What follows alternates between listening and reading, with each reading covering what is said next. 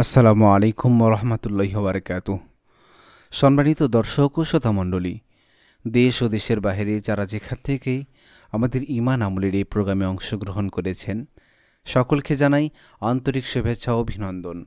প্রিয় দর্শক, আমি মোহাম্মদ আলী আল গানিম আজকে আলোচনা করব বিশ্ব ইজতেমা সম্পর্কে। বিশ্ব ইজতেমার তাৎপর্য এবং তার ইতিহাস এবং তার গুরুত্ব নিয়ে আলোচনা করব। ওমা তৌফিকে ইল্লা বিল্লাহ। এই আলোচনাটি শোনার আগে সকল দর্শকের নিকট বিনীত অনুরোধ, এখনও যারা এই চ্যানেলটি সাবস্ক্রাইব করেননি, দাওয়াতের নিয়েতে এবং দ্বীনের এই বাণীগুলো অন্যের কাছে পৌঁছানো নিয়েতে শেয়ার করুন, আপনার মূল্যবান মতামতগুলো লিখুন। ইসলামী ভ্রাতৃত্বের অপূর্ব নিদর্শন বিশ্ব ইজতেমা। ইজতেমা শব্দের অর্থ হচ্ছে সমবেত করা, সমাবেশ, সম্মেলন, অথবা যে জায়গায় ধর্মের কোনো বিষয় নিয়ে আলোচনা করা হয়। ধর্মের কোনো সিদ্ধান্ত প্রতিফলনের জন্য মানুষকে একত্রিত করা হয়, কাজের গুরুত্ব বোঝানো হয়, কাজটি যথাযথভাবে সম্পন্ন করার জন্য সিদ্ধান্ত নেওয়া হয় এবং সেই দ্বীনের কাজটি ব্যাপকভাবে প্রচার প্রসারের জন্য সকলে দৃঢ় প্রতিজ্ঞা নিজেদের অন্তরের মধ্যে স্থাপন করে। এইগুলার সমন্বয়ে একত্রিত হয়ে মুসলিম উম্মাহ যে কাজগুলো করে থাকে সেটাই পারিভাষিকভাবে ইজতেমা বলা হয়। আল্লাহ রসুল সাল্লাল্লাহু আলাইহি ওয়াসাল্লাম বলেছেন, বাল্লিগু আন্নি ওয়ালাউ আয়া। এই জায়গার মধ্যে বাল্লিগ তাবলিগ থেকে এসেছে। তোমরা তাবলিগ করে দাও, তোমরা পৌঁছে দাও একটি আয়াত হলেও যা তোমরা আমার কাছ থেকে শিখেছ। আল্লাহ রসুল সাল্লাল্লাহু আলাইহি ওয়াসাল্লামের এই বাণী, আল্লাহ রসুল সাল্লাল্লাহু আলাইহি ওয়াসাল্লামের এই হাদিস প্রতিফলিত করার জন্য, দ্বীনের সকল বিষয়গুলো সারা বিশ্বের মানুষের কাছে ছড়িয়ে দেওয়ার জন্য সারা বিশ্বে লোক জামায়াত হয়ে থাকে। যে জায়গায়, সেই জায়গাটাকে বলা হয় ইজতেমা, বিশ্ব ইজতেমা। ঢাকার অদূরে টঙ্গীর তুরাগ নদীর তীরে প্রতি বছর অনুষ্ঠিত হয় তাবলিগ জামাতের বিশ্ব ইজতেমা। বাংলাদেশের গ্রামগঞ্জ থেকে লাখো লাখো মুসলিম উম্মাহ সেই সম্মেলনে সমবেত হয়, একই সঙ্গে মিলিত হয় বিশ্বের অর্ধশত, এমনকি 1000-2000 পর্যন্ত সাথী বিভিন্ন রাষ্ট্র থেকে, মালয়েশিয়া, কিরগিজস্তান, কাজাকিস্তান, উজবেকিস্তান, চীন, ফিলিপাইন ও অন্যান্য রাষ্ট্র থেকে তারা সমবেত হয়। আলহামদুলিল্লাহ, আমি টঙ্গী ইজতেমাতে বেশ কয়েক বছর বিদেশি জামাতের খেদমতে ছিলাম। আমি অনেক দেশের সাথীকে দেখেছি এবং বিদেশিদের থাকার জন্য একটা বড় জায়গা নির্ধারণ করা আছে। সারা বিশ্বের মানুষ সেখানে আল্লাহর সন্তুষ্ট লাভের জন্য দ্বীনের মেহনত করা, দ্বীন নিজের মধ্যে জিন্দা করার ফিকির নিয়ে প্রত্যেক মুসলিম উম্মাহ সেখানে জমায়েত হয়, একত্রিত হয়। আর এই একত্রিত হয়ে আল্লাহর কাছে প্রার্থনা করা, ফিকির পয়দা করা। মুসলমানরা চিন্তাগতভাবে যে কোনো দলের বিভক্ত থাকতে পারে, কিন্তু মৌলিকভাবে আমাদের সকলের কালেমা এক, আর ইসলামের ভ্রাতৃত্ব থাকার কারণে ছোট বড়, ধনী গরিব সকলেই যে কোনো বর্ণের, যে কোনো ভাষার, যে কোনো রূপের, যে কোনো মাযহাবের, যে কোনো তরিকার, তারা সেখানে আল্লাহর দ্বীন প্রচার প্রসারের জন্য, দ্বীন জিন্দা হওয়ার জন্য বিশ্ব ইজতেমায় জমায়েত হয়ে থাকে। আর আমাদের অনেক ক্ষেত্রে বিভিন্ন মতদর্শ থাকে, বিভিন্ন আদর্শ থাকে, কিন্তু যখন আমরা এই আদর্শ নিয়ে লালন করি, কিন্তু আমরা সকলেই মুসলমান, আমাদের মূল লিগটা হচ্ছে মুসলমান। অতএব আমাদের এই ধর্মকে প্রচার প্রসারের জন্য, আমাদের বিক্ষিপ্ততাকে ভুলে গিয়ে ইসলামের প্রচার প্রসারের কাজে নিয়োজিত হওয়ার জন্য আমাদের সবচেয়ে বড় মাধ্যমটা হচ্ছে একতা হওয়া। আর বিশ্ব ইজতেমায় সে একতা, এক হওয়ার যেই চর্চা, সেটা বিশ্ব ইজতেমা থেকে শিক্ষা দেয়। আর এই তাওহীদের শক্তিতে সবচেয়ে বড় ভূমিকা রাখছে বিশ্ব ইজতেমা। তাওহীদের প্রচার প্রসারের ক্ষেত্রেও বিশ্ব ইজতেমা একটা ভূমিকা রাখছে। এখানে সকল ধরনের মানুষ, সকল পেশার লোক একত্রিত হয়ে আল্লাহর দ্বীন প্রচার প্রসারের জন্য, আল্লাহর দ্বীন নিজের মধ্যে ফিট করার জন্য তার একত্রিত হচ্ছে। আর এটা হচ্ছে বিজাতিদের কাছে সবচেয়ে বড় দ্বীন প্রচার এবং প্রচার প্রসারের সবচেয়ে বড় মাধ্যম হয়ে যায়, এবং তাদের কাছে এটা বড় আকর্ষণীয়তা লাগে। বিশ্ব ইজতেমা তাবলিগ জামাতের সবচেয়ে বড় সম্মেলন। আবার অন্যদিক থেকে হজের পর ইসলামের দুনিয়ার সবচেয়ে বড় দ্বিতীয়তম জামায়াত এই বিশ্ব ইজতেমায় হয়ে থাকে। বিশ্ব ইজতেমায় পৃথিবীর বেশিরভাগ দেশ থেকে মুসলমানরা অংশগ্রহণ করেন। নানা মাযহাব এবং মত ও পথের মানুষরা এখানে উপস্থিত হন, একটাই শামিয়ানার নিচে অবস্থান করে। প্রত্যেক বছর শীতকালে ডিসেম্বর অথবা জানুয়ারি, এই দুই সময়ে, শীতের এই মৌসুমে ঢাকার সে অদূর টঙ্গী তুরাগ নদীর তীরে মানুষ জমায়েত হয়ে থাকে। তাবলিগ জামাতের ইতিহাসে এই ধরনের সমাবেশের নজির প্রথম থেকেই রয়েছে। 1910 সালে ভারতবর্ষের বিশিষ্ট ইসলামী চিন্তাবিদ মাওলানা ইলিয়াস কান্দৌলভী রহমাতুল্লাহ আলাই তিনি সর্বপ্রথম বিশ্ব ইজতেমা করেছিলেন, এই তাবলিগ জামাতের প্রতিষ্ঠাতা।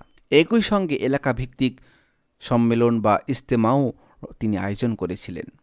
বাংলাদেশে 1950-এর দিকে তাবলিগ জামাতের প্রচার প্রসার সর্বপ্রথম এ দাওয়াতের ফিকির, দাওয়াতের মেহনত নিয়ে মাওলানা আব্দুল আজিজ রহমতুল্লাহ আলাই বাংলাদেশে এ ফিকির চালু করলেন।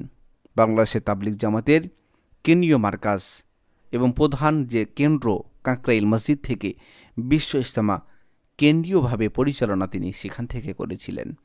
1946 সালে প্রথম তিনি বিশ্ব ইজতেমা অনুষ্ঠিত করেন কাকরাইল মসজিদে। 1968 সালে ইজতেমা অনুষ্ঠিত হয় চট্টগ্রামের হাজি ক্যাম্পে এবং 1950 সালে নারায়ণগঞ্জের সিদ্ধিরগঞ্জ নামক স্থানে তিনি বাংলাদেশের ইজতেমা 1995 সালে নারায়ণগঞ্জের সিদ্ধিরগঞ্জে হয়েছিল। 1966 সালে টঙ্গীর রেল স্টেশনের পাশে পাগারে অনুষ্ঠিত ইজতেমায় সর্বপ্রথম বাংলাদেশ ছাড়াও বেশ কয়েকটি দেশ থেকে মুসল্লিরা সেখানে অবস্থান করেছিল।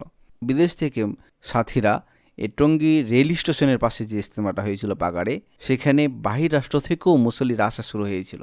সেখানে স্থান যেহেতু জায়গা হচ্ছে না, অনেক সাথী বেড়ে গেল, বিদেশ থেকে সাথী আসা শুরু হলো। পরের বছর অনুষ্ঠিত হয় ঢাকা ময়মনসিংহে যে মহাসড়ক রয়েছে টঙ্গীর কহরদরিয়া বা তুরাগ নদীর যেই পূর্ব দিকে, সেখানেই এই খোলা ভূমিতে, যেটা তখন ছিল রাউজেকের হুকুমে দখলদারি ছিল, সে সময় সেই তুরাগের ওই পাশে 160 একর জায়গায় 1967 সালে বিশ্ব ইজতেমা প্রথম অনুষ্ঠিত হয়। আলহামদুলিল্লাহ, বা এই 50 বছর ধরে বিশ্ব ইজতেমা অনুষ্ঠিত হয়ে আসছে। তারপরও আলহামদুলিল্লাহ দিন বা দিন দাওয়াতের ফিকির সারা বিশ্বে ছড়িয়ে পড়ছে। স্থান সংকুলন না হওয়ার কারণে 2011 সালে বিশ্ব ইজতেমা 2 পর্বে শুরু হয়েছিল।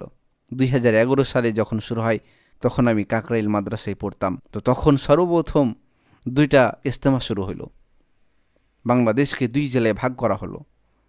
প্রথম ইজতেমায় এক অঞ্চলের লোক আসবে, দ্বিতীয় ইজতেমায় অপর অঞ্চলের লোক আসবে। সাধারণত তাবলিগ জামাতের অংশগ্রহণকারীরা সর্বনিম্ন 3 দিন আল্লাহর রাস্তায় তারা কাটিয়ে থাকেন, সর্বনিম্ন। তো সেই হিসাবে সর্বনিম্নের এই হিসাব অনুপাতে বিশ্ব ইজতেমাকে 3 দিন করা হয়েছে। আর এই 3 দিনের মধ্যে বিশ্ব ইজতেমা শুক্রবারটাকে তার শুরুর দিন রাখা হয়। এটা বেশিরভাগ খেয়াল করা হয়েছে যে শুক্রবারটাকে ইজতেমার শুরুর দিন রাখা হয়। শুক্রবারের ফজরের নামাজের আম বয়ান বা যেটা উন্মুক্ত বয়ান, আম বয়ানের অর্থ হচ্ছে উন্মুক্ত বয়ানের মাধ্যমে বিশ্ব ইজতেমা অনুষ্ঠিত হয়, সেটার মাধ্যমে সূচনা হয়। আর আখরি মোনাজাত রবিবারে, শুক্র শনি রবিবারে সকালে অথবা দুপুরের আগে আখরি মোনাজাতের মাধ্যমে বিশ্ব ইজতেমা শেষ হয়। তবে এই বিশ্ব ইজতেমায় সবচেয়ে বেশি আখরি মোনাজাতে অনেক বেশি অংশগ্রহণ করে, যার কারণে মহাসড়কগুলো, তুরাগের চতুর সাইডে যত রাস্তা আছে, বড় বড় বিশ্ব রোড সব ভরে যায়, এয়ারপোর্ট পর্যন্ত রাস্তা ভরে যায়। পুলিশ প্রশাসন এয়ারপোর্ট পর্যন্ত রাস্তাকে ব্লক করে দেয়, এত জনগণ হয় সেই মোনাজাতে। শুধু ধর্মীয় রাজনীতির লোকরাও সেখানে অংশগ্রহণ করে। প্রধানমন্ত্রী, রাষ্ট্রপতি, বিরোধী দল নেতা নেত্রী, মান্যগণ্য যত ইসলাম প্রিয় বা ইসলামকে লালন করে যারা মুসলমান, সকল মুসলমান তার আদর্শকে ভুলে, তার রাজনীতি দলকে ভুলে, আল্লাহকে পাওয়ার আশায়, আল্লাহর দ্বীনের মহাব্বতে বিশ্ব ইজতেমায় তারা আখেরি মোনাজাতে অংশগ্রহণ করে থাকে, আল্লাহর দ্বীন, আল্লাহর মহাব্বত অন্তরে রেখে। আর এটার মাধ্যমে পুরা বিশ্বকে নাড়া দিয়েছে যে মুসলমানদের মধ্যে একতা রয়েছে।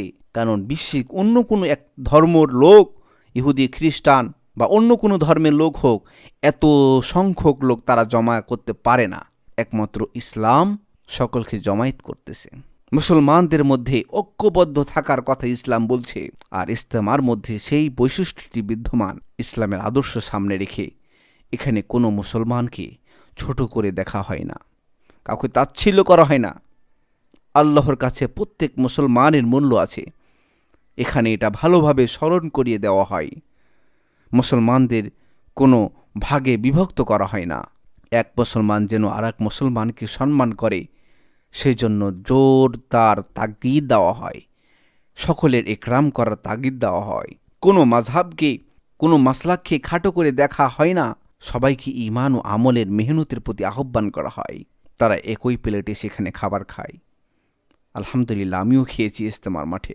ধনী গরিব ছোট বড় এক প্লেটে বসে খাবার খেয়েছি। একসঙ্গে ঘুমানো হয়, একসাথে নামাজ পড়া হয়, কারো মধ্যে হিংসা ঘৃণা থাকে না, সাদা কালোর পার্থক্য থাকে না। বিদেশি খিমার মধ্যে আফ্রিকানরা আছে একপাশে, এদিকে আরবিয়ানরা আছে, একদিকে চীনারা আছে, একদিকে আমেরিকানরা আছে। খাবার সময় সব বিদেশি একসাথে খাচ্ছে, সবার মধ্যে ভ্রাতৃত্ববোধ থাকে। সবচেয়ে বড় কথা হলো আখেরি মোনাজাতের মাধ্যমে অংশগ্রহণকারী সকল মুসলমানের চাওয়া পাওয়া এক হয়ে যায়, আর সেই একটা হচ্ছে, আল্লাহ আপনি আমাদের এই দুনিয়া ও আখিরাতকে কবুল করে নেন, আপনি আমাদের মৃত্যুর পরের জিন্দেগিকে কবুল করে নেন, আমাদের ঈমানের সাথে মৃত্যু হওয়ার তৌফিক দান করুন, এবং সারা বিশ্বে ইসলামকে প্রচার প্রসারের যে মেহনত, এই মেহনতটাকে আম করে দেন। আল্লাহ তাআলা আমাদের সকলকে বিশ্ব ইজতেমায় অংশগ্রহণ করা, দ্বীনের কাজে সম্পৃক্ত থেকে দ্বীনের কাজ করা তৌফিক দান করুন। ওয়া আখিরু দাওয়ানা আলহামদুলিল্লাহি রাব্বিল আলামিন।